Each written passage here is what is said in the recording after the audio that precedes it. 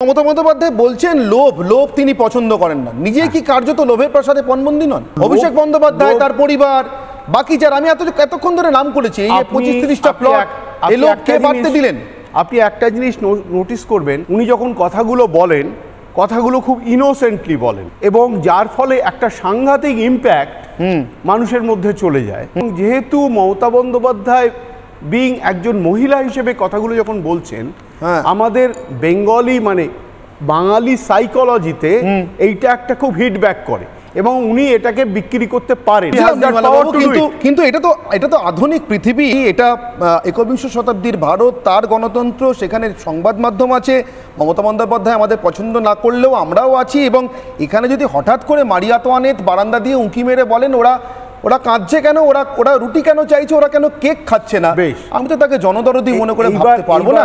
আমাকে প্রশ্ন করতে হবে।